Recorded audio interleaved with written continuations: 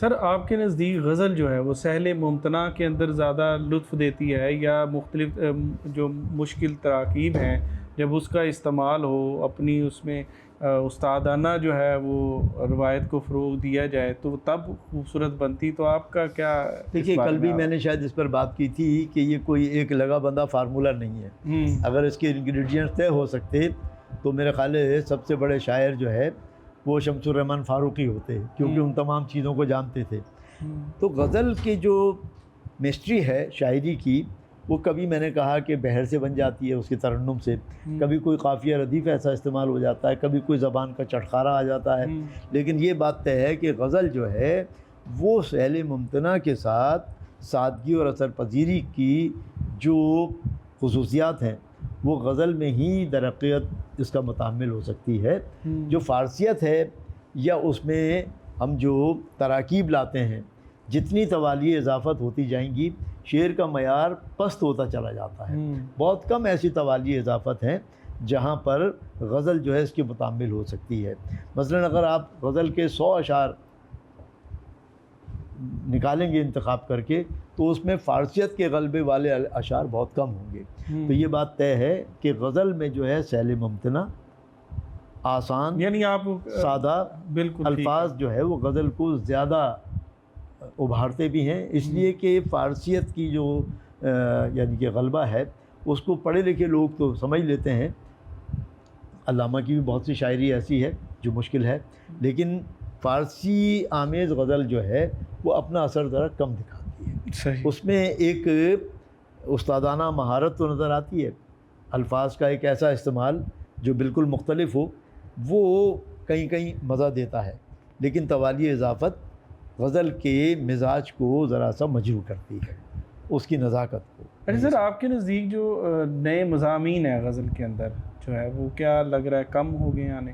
اچھا دیکھیے میں عرض کرتا ہوں، اصل میں اگر آپ غور کریں تو غزل کی اگر ہم بات کریں تو غزل کے اگر آپ موضوعات یا مضامین کو جمع کرنا شروع کریں تو میں بہت زیادہ بتا رہا ہوں تو 150 مضامین نکلیں گے. یہ تو بہت زیادہ بتا رہا ہوں میں. مشکل سے 50 مضامین نکلیں گے اردو شاعری میں. ہجر ہے، وصال ہے، دل ہے، دماغ ہے نا جی، یا بہار ہے، یا شمع ہے، یا پروانہ ہے، یا اپنی رودات کبھی اس طرح بیان کر رہا آدمی کہ دوسروں کا بھی غم اس میں ملا کے، تو یہ ایک الگ موضوع ہے.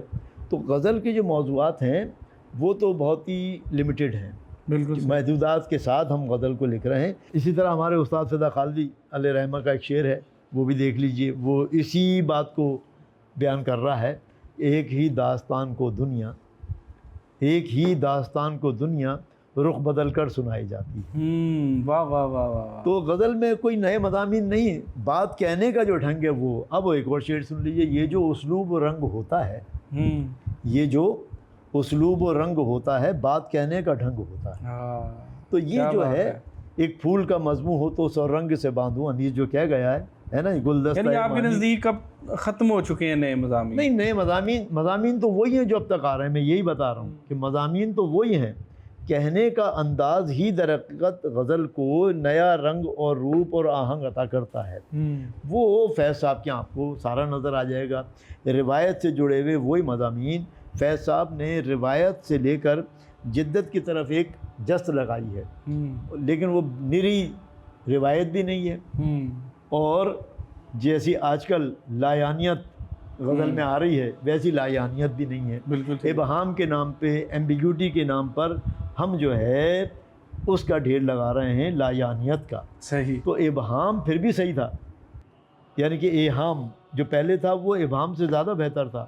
بالکل. ایہام سے جو شعر بنتا تھا، میر کا شعر ہے ایہام کا، بالفرض سنا دیتا ہوں میں کہ وہ کج روش نہ ملا راستی میں مجھ سے کبھی، وہ کج روش نہ ملا راستی میں مجھ سے کبھی، نہ سیدھی طرح سے اس نے میرا سلام لیا. واہ واہ واہ. اب یہ ایہام کا شعر ہے، لفظ راستی جو ہے وہ ایہام پیدا کر رہی ہے. تو اس ابہام سے زیادہ تو ایہام کا زمانہ اچھا تھا.